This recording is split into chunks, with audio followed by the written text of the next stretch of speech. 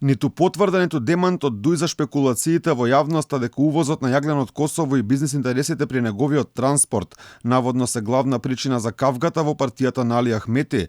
За ова директно прашање поставивме и до портпаролот на партијата, министерот за надворешни работи Бујар Османи, но одговорот таму се уште нема.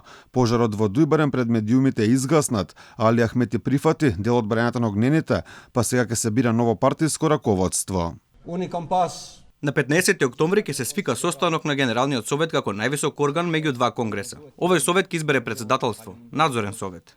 Се поставува прашањето дали од функција ќе замени Артан Груби, кој е главниот внутрипартиски проблем кај Ахмети. Ова го побара Изет Меджити, кој кажа дека ако опозицијата поднесе интерпелација, тој ќе гласа за. Ваквото барање на пратеникот на Дуј не го прифати опозицијската Беса, од каде соопштија дека во моментов не планираат да поднесуваат интерпелација за првиот вице-премиер. Нема такво нешто во моментов, но не исклучувам дека во иднина како опозицијска партија нема да поднесеме интерпелација за министри на Дуј и власта генерално. Муса Джафери претходно објави дека ако не биде разрешен или пак Груби самиот не замени од функција, ситуацијата во Дуј може да ескалира, вице-премиерот не сака да си оди, не бил незаменлив, ама сега не било време. Никој не е незаменлив. Но се наоѓаме во пресудни моменти, ви кажав, и сметам дека сите треба да дадеме придонес за да ги надминеме сите кризи со кои што се соочуваме.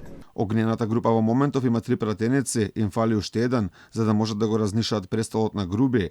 Покрај Изет Меджити и Мерита Колчико Џаџико, дел од огнените момци Стани Кастриот Реджепи, поранешниот пратеник на Беса, кој не се појави на клучната седница за уривање на владата.